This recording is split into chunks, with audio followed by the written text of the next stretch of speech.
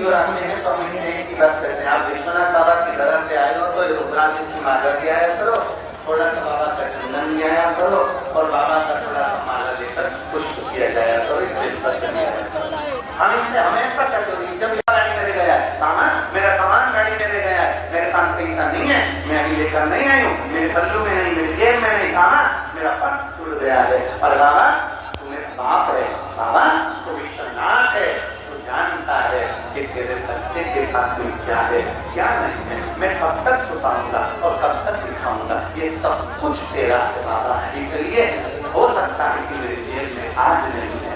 शिव महापुराण की कथा का स्मरण करिए। ये व्यास पीठ पर हम बैठते हैं, हम बाबा का जब आराधना करते हैं, बाबा की एक ही नहीं करते हैं, बाबा किसी स्त्री की गोद खाली मत रखना, किसी पुरुष की जेब खाली मत रखना। स्त्री की गोद खाली रहती है तो उसको सुनना पड़ता है और पुरुष की जेब खाली रहती है तो उसको सुनना पड़ता है। इसलिए बाबा के दरवाजे पर छल में नहीं, बाबा के दरवाजे पर दिखावे से, बाबा विश्वनाथ के दरवाजे पर जाना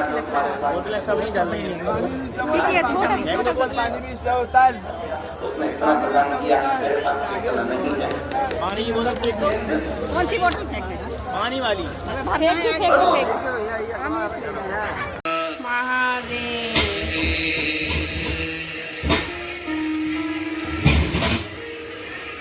पवित्र व्यासपीठ पर विराजमान स्टेज पर पूज्य संत इस पूरे संतोष दास जी महाराज, हमारे सभी पूज्य संत जन, उपस्थित की संख्या में उपस्थित सभी श्रद्धालु जन,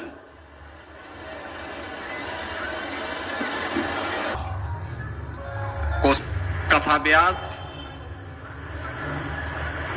पूज्य संत पंडाल में कितने भीड़ है। पंडित प्रदीप मिश्रा जी का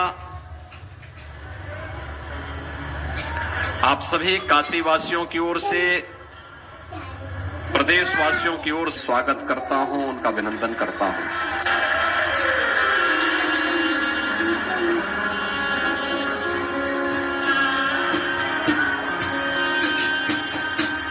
जनवरी से 26 फरवरी तक, यानी पौष पूर्णिमा से महाशिवरात्रि तक पावन धरती पर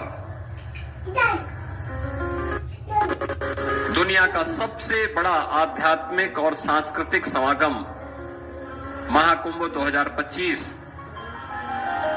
का आयोजन है।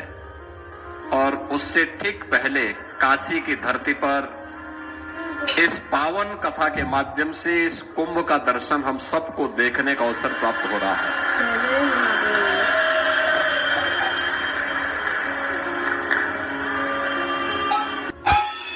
और जिस श्रद्धा भाव के साथ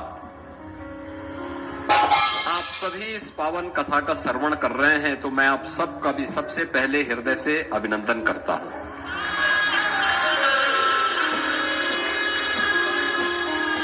अभिनंदन दोनों प्रकार से, भगवान शिव का भक्त होने के नाते भी, सनातन धर्मावलंबी होने के नाते भी, और उत्तर प्रदेश का दायित्व भी मेरे पास है। तो उत्तर प्रदेश में पावन कथा का आयोजन हो रहा है, तो इस दृश्य भी मैं अभिभूत हूं, इस सब दृश्य देख करके। मुझे पहले से पता था, कथा की तो चर्चा ही इस बात के लिए होती है कि वहां हजार में नहीं लाखों में गिनती होती है, लाखों में। लेकिन वे सभी श्रद्धालु होते हैं, भक्त होते हैं, परम भक्त होते हैं। और परम भक्त की सबसे बड़ी पहचान क्या है?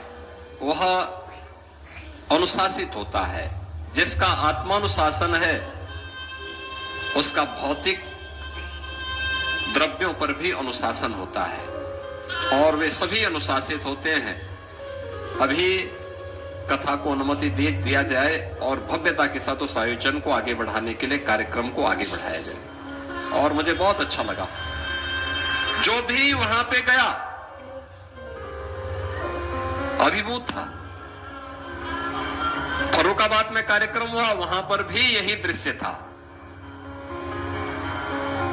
देख सकते हैं दृष्टि सबकी अपनी अपनी होती है। योगी जी स्टेज से बोल रहे हैं। ये दृश्य हमारे लिए सनातन धर्म का एक लघु रूप है, लघु भारत का रूप है, और ये हमारी सामाजिक समता का भी प्रतीक है। कौन कहता है कि हम आपस में बंटे हैं? कहां जातिवाद है?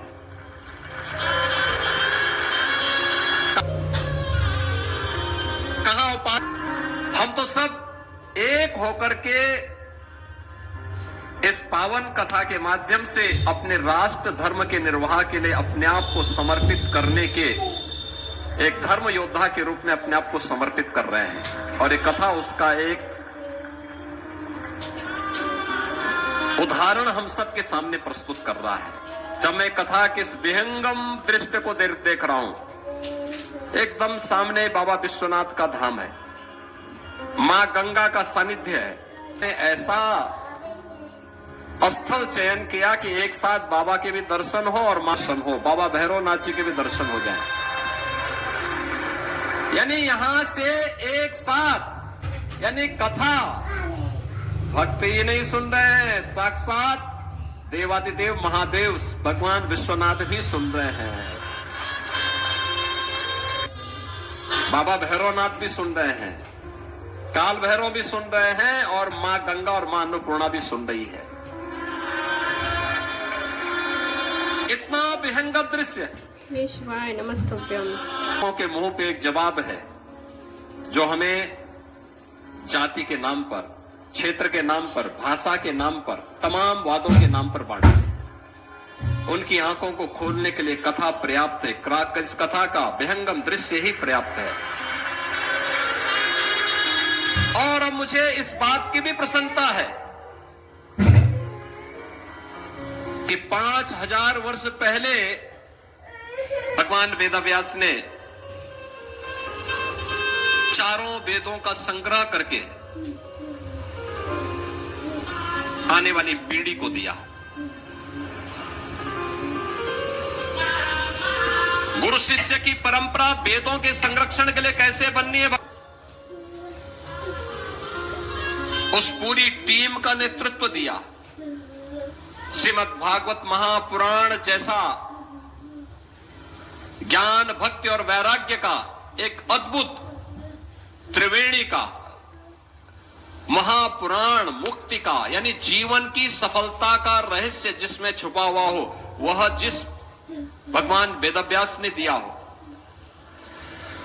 पुराणों और उप पुराणों की रचना कैसे की जानी चाहिए, उसकी शुरुआत की। बड़े राजवंश कुरु वंश को न केवल हर विपरीत परिस्थितियों में बचाया, बल्कि 8 पीढ़ियों का तो केवल एक में है, और वो देव। शिवाय नमस्तुभ्यम। देखिए अब योगी जी का आगमन हो गया है मंच से। मेरा भोले बाबा तेरे को हार नहीं देगा। योगी अपने जी का बेटे से आगमन मां हुआ कर है रही है मंच पर। पारो की, मेरा भोले बाबा तेरे को हार नहीं देगा, मेरा भोले बाबा तेरे को रतन माणिक नहीं देगा। भाग्य को पलटने की सामर्थ्यता अगर किसी में है तो वो शिव में। देवता देते हैं पल्ला झाड़ कर, और महादेव देता है छप्पा फाड़ कर। शिवाय नमस्तुभ्यम। देख सकते हैं आप स्टेज भोले पर। बाबा में वो सामर्थ्यता है कि मेरा शिव, मेरा ओघड़दानी, मेरा शंभू भाग्य को पलट देता। क्यों आए कैलाश एलसीडी के माध्यम से आप देख सकते हैं पंडाल में कितनी भीड़ है। पार्वती इस भूमि का नजारा का दर्शन संपूर्ण है। और बहुत बहुत साधुता के साथ में ये व्यासपीठ आपको बहुत बहुत बाबा के गोरक्षपीठ को नमन करती है, और यही कामना करती है कि संपूर्ण भारत में ये हमारा सनातन धर्म ऐसे ही जागृत होता रहे। आपका एक नारा महाराष्ट्र का, जिसने पूरे महाराष्ट्र को भगवामय कर दिया।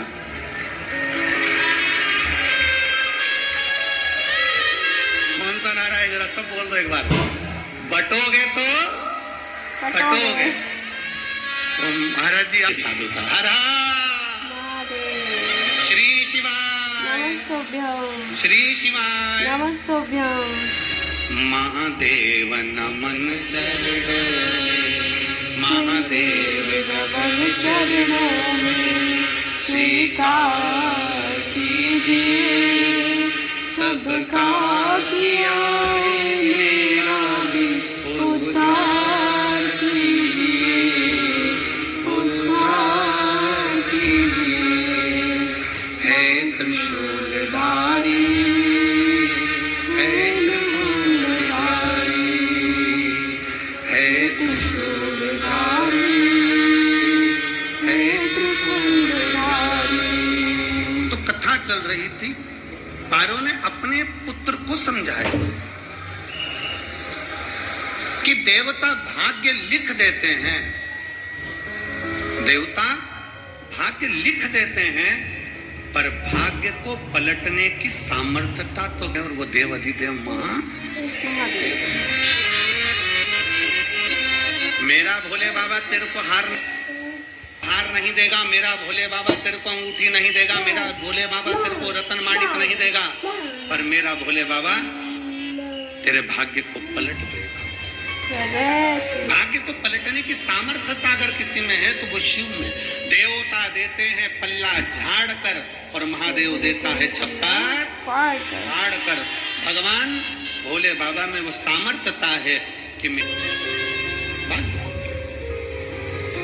आप देख सकते हैं एलसीडी जी को लेकर यहाँ पंडाल में बहुत भीड़ है। आप देख सकते हैं, मैंने एलसीडी पर आपको दिखाया हुआ है योगी जी और पंडित प्रदीप जी मिश्रा के द्वारा कथा वाचन। इस भूमि का नजारा का दर्शन करिए। साधारण भूमि नहीं, ये सहज भूमि नहीं है पार्वती। इसके केवल एक दर्शन मात्र जीव के सारे पापों को क्षर्ण कर देता है। अभी आपको वर्णन करा कि मात्र शंकर भगवान का शिवलिंग का दर्शन करने पर 10 अश्वमेध यज्ञ का फल प्राप्त हो जाता है। और एक बार विश्वनाथ जी की पवित्र धरा पर, बाबा विश्वनाथ की भूमि पर मात्र आ जाने पर 10,000 अश्वमेध यज्ञ का फल प्राप्त हो जाता है। केवल माननीय उत्तर प्रदेश शासन के मुख्यमंत्री श्री योगी आदित्यनाथ जी हमारे बीच में पधारे हैं और बहुत सनातन धर्म के लिए जो उन्होंने पताका फहराई है, वास्तवता है कि पूरे देश को दिखा दिया कि सनातन धर्म की एक झलक कैसी होती है। मैं माननीय जी से निवेदन करूंगा, आपका आशीष वचन संपूर्ण लाखों शिव भक्तों तक पहुंचे। एक बार जोरदार ताली बजाकर आमंत्रित करते हैं।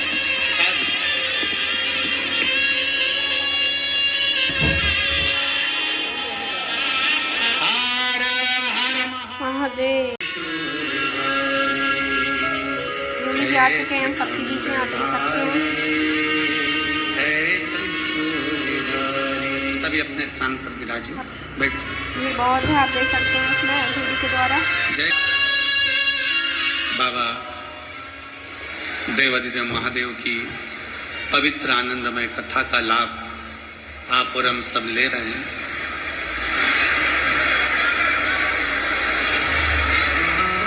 हमारे बीच में गोरक्ष पीठ के पीठाधीश्वर, देखिए सभी लोग बैठ जाओ, पहले 5 मिनट बैठो, सभी लोग बैठिए। श्री शिवाय, बैठ जाइए, सभी लोग बैठ जाओ। हमारे बीच में गोरक्ष पीठ के पीठाधीश्वर माननीय योगी जी पधारे हैं। एक बार जोरदार ताली बजाकर स्वागत वंदन अभिनंदन है। शिव कृपा। महाराज जी, मैं कहना चाहूंगा, व्यासपीठ पे शिव महापुराण में शिवरात्रि छठे दिन की कथा में हम लोग मनाते हैं और ऐसा कई सालों से होता आया है। पर आज ये शिवरात्रि वास्तव में मुख्य हो गई, जिससे मेरे गोरखनाथ जी की कृपा से आप गोरखनाथ के रूप में यहाँ पधारे और माँ गंगा का तट, विश्वनाथ बाबा की पवित्र धरा, काल भैरव जी की पवित्र भूमि और मेरे गुरु गोरखनाथ जी के साक्षीकरण के रूप में आपका आगमन संपूर्ण भारत देश में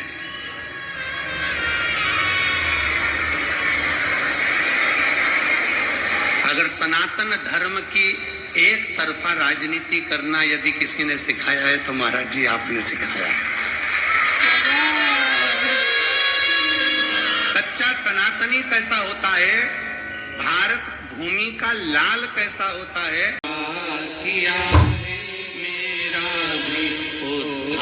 प्रदेश के उत्तर प्रदेश के बड़े ही उदार मुख्यमंत्री माननीय श्री योगी आदित्यनाथ जी का मंगल आगमन हुआ। एक बार जोरदार ताली बजाकर स्वागत करें माननीय मंत्री जी का।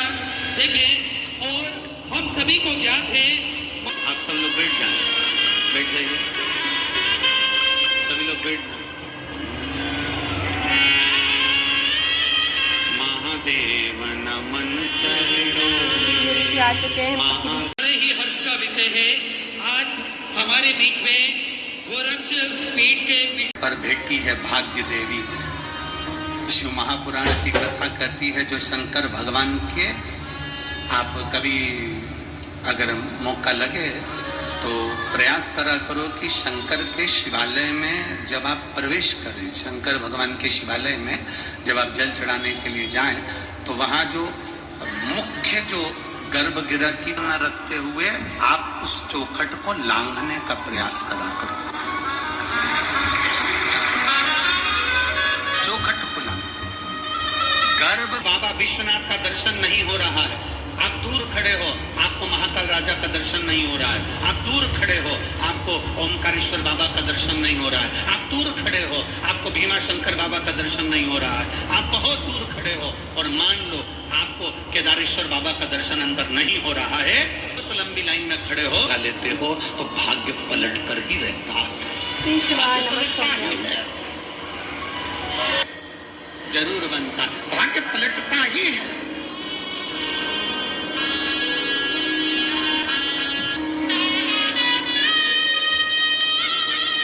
महादेव नमन चरणों में, सब गाइए।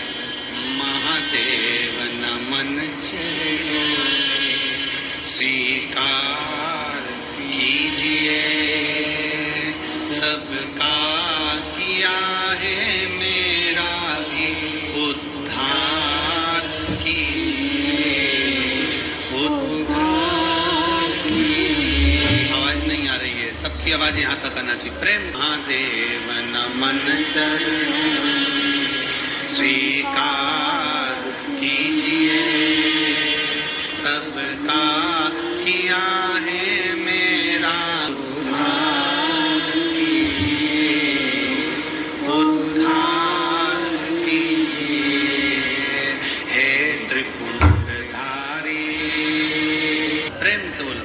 महादेव नमन चरणों, महादेव नमन चरणों स्वीकार कीजिए, सबका किया है मेरा उद्धार कीजिए, उद्धार कीजिए।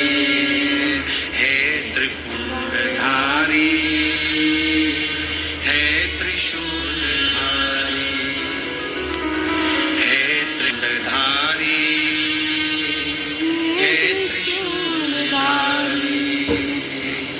हो जाए पूरी काम कीजिए, हो जाए पूरी कामना उपकार कीजिए, सबका किया है मेरा भी उद्धार कीजिए, सबका किया है मेरा भी उद्धार कीजिए। महादेव नमन चरणों में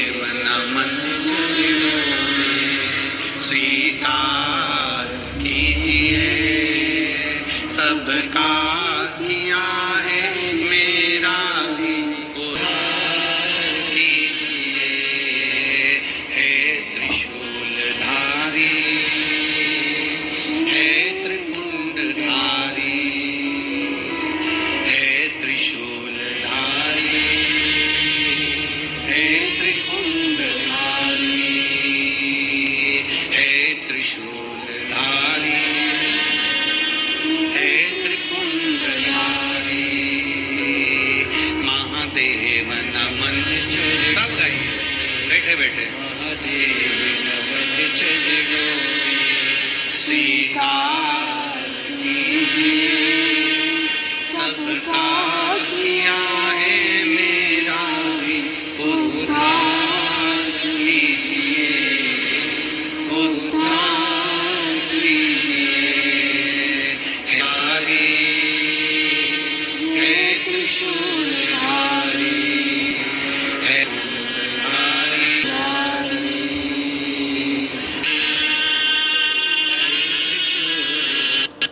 जोरदार ताली बजाकर स्वागत।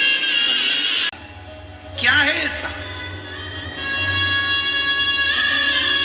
कल भी कथा में कहा था कि मंदिर नहीं जा सकते तो उसकी चौखट का दर्शन कर लो।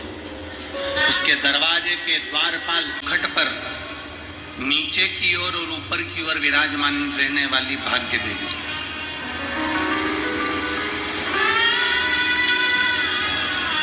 एक और वीरभद्र हैं, दूसरी तरफ मणिभद्र है।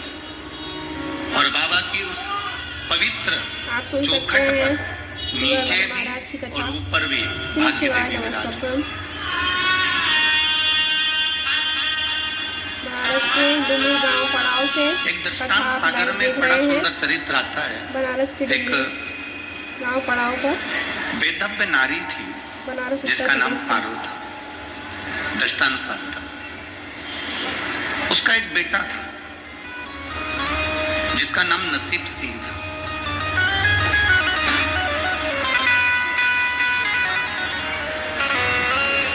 नाम भले नसीब सिंह था पर नसीब श्रेष्ठ नहीं था। उसका नसीब श्रेष्ठ नहीं था। पिता चले गए, परिवार वालों ने साथ छोड़ दिया। कुटुंब, पिता, परिवार सब साथ छोड़ दिए। बेधव्य नारी पारो अपने बेटे नसीब के साथ में रहने लगी। भाग्य ठीक नहीं। शिव महापुराण की कथा कहती है जिस समय पर पारो का पिता, पारो के पति खूब कमाते थे, धन, वैभव, संपदा, सत्ता सब कुछ था, भक्ति में हमेशा डूबा हुआ हो, भले शिवालय तक ना जाए परंतु उसके भीतर की मन की गति के अनुसार 21,600 और बाबा की उस पवित्र